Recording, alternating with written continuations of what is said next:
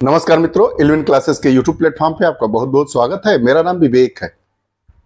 हम लोग लोकसभा चुनाव की घोषणा हो चुकी है, तो लोकसभा चुनाव 2024 से जुड़े कुछ अहम बातों को जानेंगे। साथ ही साथ यह जानेंगे कि यह चुनाव हम लोगों के लिए अहम क्यों है, क्या क्या इसमें नए परिवर्तन हुए हैं, कितने नए मतदाताओं को जोड़ा गया है, सरकार के द्वारा कौन कौन सी मुहिम चलाई जा रही है, दो प्रमुख पार्टियां कौन कौन सी है, उनके गठबंधन में कौन कौन सी पार्टियां सम्मिलित है, इंडिया गठबंधन हावी है या एनडीए गठबंधन। एनडीए गठबंधन लगातार तीसरी बार सत्ता में काबिज होने के लिए मैदान में खड़ा है, वहीं इंडिया गठबंधन सत्ता को उखाड़ फेंक कर पुनः सत्ता में आसीन होना चाहता है। सबके अपने अपने मैनिफेस्टो है, लेकिन यह हमारी जो कक्षा है उसमें हम आज केवल बात करेंगे लोकसभा 2024 के अहम बिंदुओं पर। चुनाव की घोषणा कब हुई, कितने चरणों में मतदान हो, क्या केवल लोकसभा के ही चुनाव किए जाएंगे या साथ ही साथ कुछ राज्यों की विधानसभाओं के भी चुनाव इसके साथ संपादित किए जाएंगे, मतदान कब होगा, परिणाम कब आएगा, आदि तमाम मुद्दों को जानेंगे। प्रथम आम चुनाव जब 1951-52 में हुए थे, उस समय लोकसभा और सभी राज्यों की विधानसभाओं के लिए एक साथ चुनाव हुए थे। दिलचस्प बात, सुकुमार सेन थे, 1921 बैच के आईएएस अधिकारी थे, बंगाल में कार्यरत थे। उसके बाद बंगाल का उनको मुख्य सचिव बनाया गया, उसके बाद उनको चुनाव आयोग का अध्यक्ष बना दिया गया। उन्होंने पहली बार मतदाताओं के नाम से मतदाता सूची तैयार करने का फैसला किया, लेकिन उस समय 85% लोग पढ़े लिखे नहीं थे। 1951 में जब भारत आजाद हुआ था तो उस समय भारत की आबादी 37 करोड़ के आसपास थी। एक इतने बड़े देश में प्रथम बार लोकतांत्रिक तरीके से चुनाव करवाना कठिन था। मतदाता सूची तैयार करवाना भी बहुत कठिन कार्य रहा होगा। उस समय 80 लाख वोटरों के नाम महिलाओं के रूप में इसलिए नहीं जुड़ पाए क्योंकि महिलाएं उस समय अपना नाम बताने से झिझकती थी। वो नहीं चाहती थी कि कोई उनका नाम जाने। वो किसी की बेटी कहलाना पसंद करती थी या किसी की पत्नी। अर्थात जब मतदाता सूची में महिलाओं के नाम जोड़ने की बात आई कि आप अपना नाम बताइए, तो वो कहे कि मैं इनकी बीवी हूं या मैं इनकी बेटी हूं। तो इस कारण 80 लाख महिलाओं का मतदाता सूची में नाम नहीं जुड़ पाया। ऐसी ही दिलचस्प बातें हम जानते रहेंगे। यह हमारा लोकसभा चुनाव से जुड़ा हुआ पहला एपिसोड है। आगे की कक्षाओं में हम जानेंगे कि इस चुनाव में व्यापारियों के लिए क्या मुद्दे हैं, बेरोजगारों के लिए क्या मुद्दे हैं, क्या परीक्षार्थियों के लिए पेपर का आउट होना भी एक चुनावी मुद्दा बन सकता है, या गिरती हुई अर्थव्यवस्था, रुपए की घटती हुई साख, बेरोजगारी, व्यापारियों द्वारा किया गया आंदोलन, किसानों द्वारा हो रहे लगातार आंदोलन, इन सब से जुड़े महिला सुरक्षा पर बात करेंगे। सबकी अलग अलग वीडियोस होंगी। आप कमेंट बॉक्स में बताएं कि आपको हमारी कक्षाएं कैसी लगती हैं। आइए आज इस लोकसभा चुनाव से जुड़े हम पहले एपिसोड में आज हम बात करते हैं लोकसभा चुनाव 2024 से जुड़ी बातें जो सबको जाननी चाहिए। हो रहा है वो 18वां लोकसभा चुनाव है, 18वां लोकसभा चुनाव 2024। इसके पहले हमारे संविधान में यह प्रावधान किया गया है कि पिछली लोकसभा के कार्यकाल के समाप्त होने के पहले ही अगली लोकसभा के लिए चुनाव हो जाना चाहिए।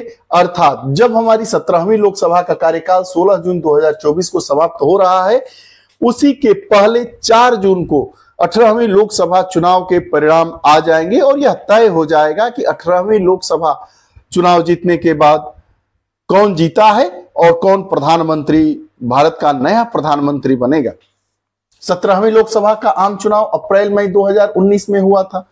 17वीं लोकसभा आम चुनाव का परिणाम भारतीय जनता पार्टी के नेतृत्व वाली राष्ट्रीय जनतांत्रिक गठबंधन नेशनल डेमोक्रेटिक अलायंस के द्वारा जीता गया था और उन्होंने केंद्र में सरकार बनाई थी। 2014 में भी एनडीए गठबंधन की सरकार बनी, नरेंद्र मोदी प्रधानमंत्री बने। उसके बाद 17वीं लोकसभा का चुनाव हुआ, उसमें भी एनडीए गठबंधन की सरकार बनी और नरेंद्र मोदी प्रधानमंत्री बने। 18वीं लोकसभा का चुनाव होने वाला है। चुनाव की घोषणा मार्च महीने में हो चुकी है। 7 चरणों में चुनाव होंगे। अब आइए इसके बारे में हम बात कर लेते हैं। 18वीं लोकसभा आम चुनाव 2024 चुनावी घोषणा कब हुई? मुख्य चुनाव आयुक्त कौन थे? राजीव कुमार। मुख्य चुनाव आयुक्त राजीव कुमार ने 16 मार्च को प्रेस कॉन्फ्रेंस के द्वारा 2024 लोकसभा के कार्यक्रम का ऐलान कर दिए हैं। प्रश्न पहला उठता है कि मुख्य चुनाव आयुक्त कौन है? भारत के मुख्य चुनाव आयुक्त कौन है? राजीव कुमार हैं। लोकसभा की कुल 543 सीटों के लिए चुनाव होंगे। लोकसभा में अधिकतम 552 सीटें हैं, लेकिन 543 सीटों के लिए ही मतदान होते हैं और होंगे। जो हमारी पहली लोकसभा थी 1951-52 में, जिसके लिए आम चुनाव हुए थे, उसमें कितनी सीटों के लिए मतदान हुआ था? कमेंट बॉक्स में बताइएगा। बहरहाल आगे आने वाले एपिसोड में हम सभी लोकसभा चुनाव के बारे में हम बात करेंगे। आंध्र प्रदेश, इसके साथ ही साथ लोकसभा के चुनाव के साथ ही साथ 4 राज्य आंध्र प्रदेश, अरुणाचल, ओडिशा और सिक्किम में विधानसभा चुनाव आम लोकसभा चुनाव के साथ ही होंगे। इसके अलावा 16 राज्यों में 35 सीटों के लिए उपचुनाव होंगे। देखिए कितना बड़ा ताना बाना बुनना पड़ता है एक आम चुनाव संपादित कराने में। पूरे भारतवर्ष की 543 लोकसभा सीटों के लिए चुनाव होंगे, साथ ही साथ 4 राज्यों की विधानसभाओं के लिए चुनाव होंगे, उसके साथ ही साथ 16 राज्यों की विधानसभा सीटों के लिए उपचुनाव होंगे, जो 35 सदस्यों को चुनने के लिए होंगे। चरणों में चुनाव होंगे 19 अप्रैल, 7 अप्रैल, 13 मई, 20 मई, 25 मई और 1 जून को। परिणाम और वोटों की गिनती 4 जून 2024 को आ जाएगी। अब प्रश्न यह उठता है कि इस चुनाव में कौन कौन सी प्रमुख पार्टियां हैं, कौन सी प्रमुख पार्टियां किसके साथ है? इंडिया गठबंधन के साथ है या एनडीए गठबंधन के साथ? तो प्रमुख पार्टियां हैं भारतीय जनता पार्टी, बीजेपी, उसके बाद भारतीय राष्ट्रीय कांग्रेस, भारतीय कम्युनिस्ट पार्टी, मार्क्सवादी, Bahujan Samaj party, national peoples party, आम आदमी पार्टी। इसमें से केवल जो बहुजन समाज पार्टी है यह किसी भी अलायंस का पार्ट नहीं बनी है। बहुजन समाज पार्टी अकेले अपने दम पर चुनाव लड़ेगी।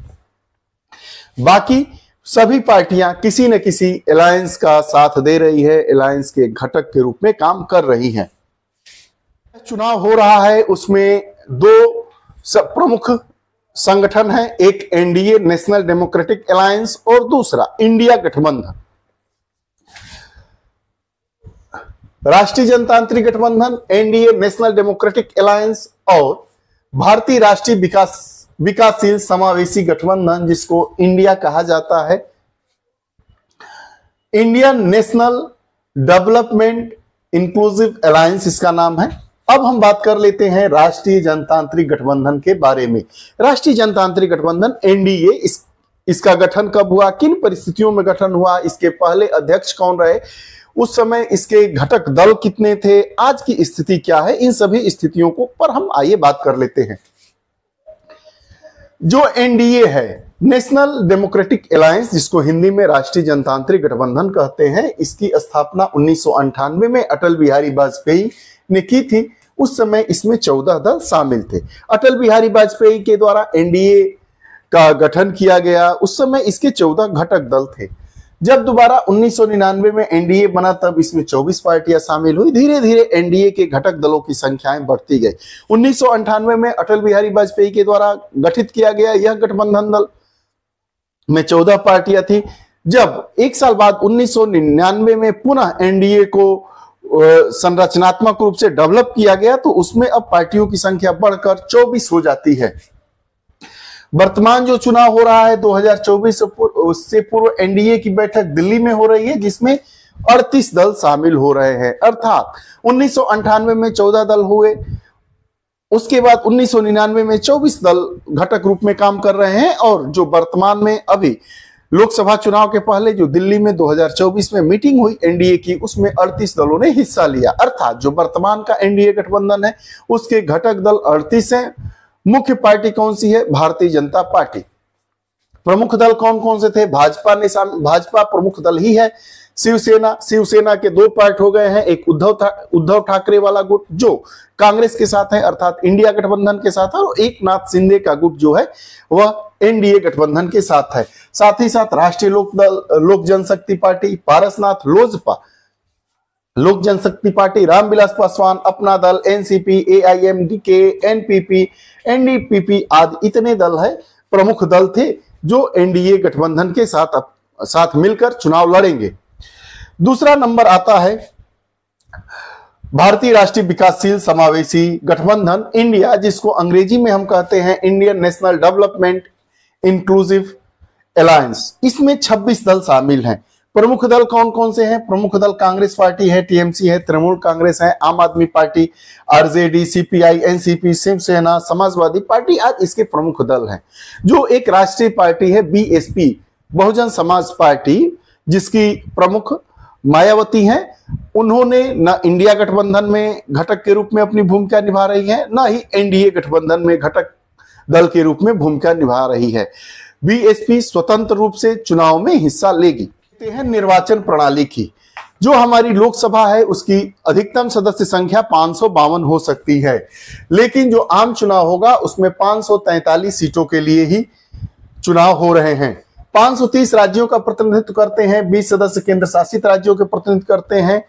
एंग्लो इंडियन समुदाय से 2 सदस्यों को राष्ट्रपति के द्वारा लोकसभा के लिए मनोनीत किया जाता था, लेकिन 104वें संविधान संशोधन के द्वारा मनोनयन वाली 2 सीटों को अब समाप्त कर दिया गया है। लेकिन ऐसा नहीं है कि जो लोग मनोनयन पर करके 2 सदस्यों का लोकसभा में राष्ट्रपति के द्वारा चयन किया गया है, मनोनयन किया गया है, उनका जब कार्यकाल समाप्त होगा उसके बाद उस सीट के लिए किसी एंग्लो इंडियन समुदाय के सदस्य को राष्ट्रपति के द्वारा मनोनीत नहीं किया जाएगा। संविधान के 104वें संविधान संशोधन अधिनियम 2019 के लागू होने के बाद नामांकन द्वारा लोकसभा में एंग्लो इंडियन समुदाय के विशेष प्रतिनिधित्व के प्रावधान को आगे नहीं बढ़ाया जा सकता है। जो यह लोकसभा चुनाव होता है, इसमें जीत हार का फैसला कैसे होता है? ऐसा नहीं है कि मान लीजिए कि 10,000 मतदान हुए, इसमें जिसने 5,001 मत पा लिया वह विजयी होगा, नहीं। आप कहीं कहीं देखे होंगे कि 20% मतदान अपने पक्ष में पाने वाला प्रत्याशी विजयी हो जाता है, भले ही उसके विपक्ष में 80% मत मिले हो और वह 80% टुकड़ों टुकड़ों में मिले हो। स्थितियां अलग है। भारत में चुनाव जीतने की स्थितियां अलग है। उस स्थिति को कहा जाता है फर्स्ट पास्ट द पोस्ट। चुनावी प्रणाली का उपयोग किया जाता है, फर्स्ट पास्ट द पोस्ट। जो वोटिंग लिस्ट में 18 से 29 वर्ष उम्र के 2 करोड़ नए मतदाता जोड़े गए हैं। 2019 से 6% मतदाता बढ़े हैं। जो 2019 में आम लोकसभा के चुनाव में भाग लेने वाले मतदाता थे, उससे 2024 में 6% मतदाताओं की संख्या बढ़ी है।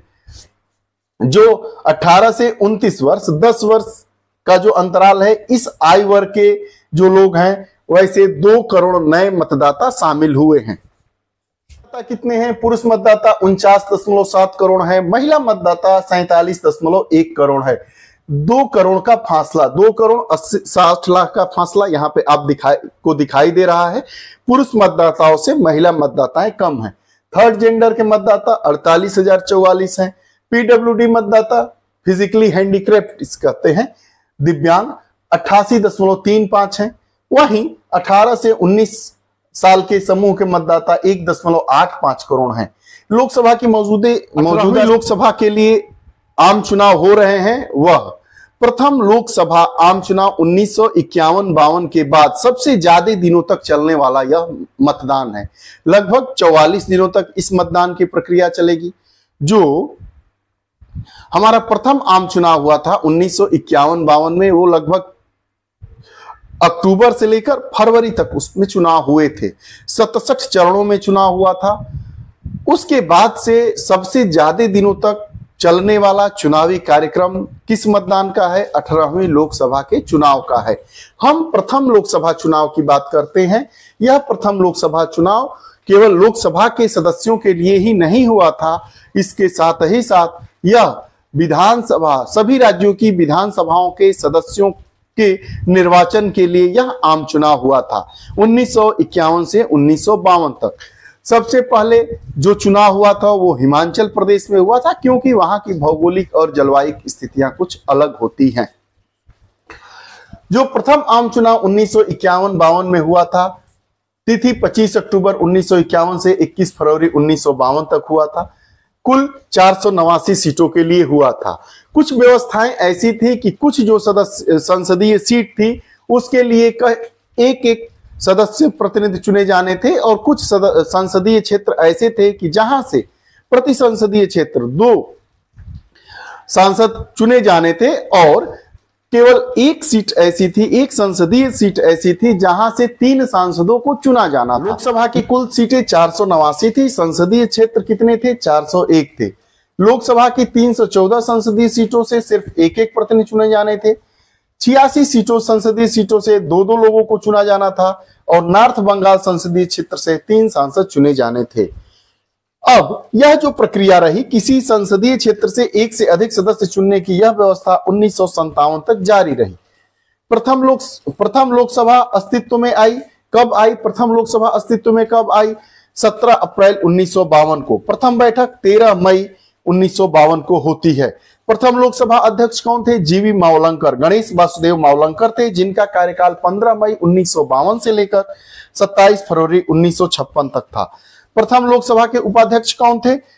एम अनंत संयम आयंकर, 30 मई 1952 से 7 मार्च 1956 तक इनका कार्यकाल रहा। हम अपने इस लोकसभा वाले एपिसोड में कि लोकसभा से जुड़ी हुई, आम चुनाव से जुड़ी हुई बातों को जान रहे हैं। आज हमने जाना कि जो 18वें लोकसभा के चुनाव हो रहे हैं, इसमें पूरे देश में कितनी सीटों के लिए सांसद चुने जाएंगे, हमारी लोकसभा में कुल सदस्य संख्या कितनी है, साथ ही साथ कितनी पार्टियों ने हिस्सा लिया, वो कौन सी राष्ट्रीय पार्टी है जो किसी गठबंधन का हिस्सा नहीं है और वो निष्पक्ष स्वतंत्र चुनाव लड़ना चाहती है। साथ ही साथ हमने जाना कि पुरुष मतदाता कितने हैं, महिला मतदाता कितने हैं, फिजिकली हैंडीक्राफ्ट दिव्यांग मतदाता कितने हैं, थर्ड जेंडर के मतदाता कितने हैं, 18 से 19 वर्ष आयु के कितने नए मतदाताओं को जोड़ा गया है, 18 से 29 वर्ष आयु वर्ग के कितने मतदाताओं को इसमें जोड़ा गया है। साथ ही साथ हमने यह जाना कि जो 18वीं लोकसभा का आम चुनाव हो रहा है, वह आजादी का प्रथम आम चुनाव जो 1951-52 में हुआ था, उसके बाद सबसे ज्यादा दिनों तक चलने वाला यह आम चुनाव है। कितने दिनों तक चलेगा? यह रही आम चुनाव 2024 से जुड़ी हुई हमारी कक्षा। आपको हमारी कक्षाएं कैसी लगती हैं? कमेंट बॉक्स में अपने विचार जरूर दीजिएगा। पुनः नई कक्षा के साथ उपस्थित होंगे, तब तक के लिए बहुत बहुत धन्यवाद। नमस्कार।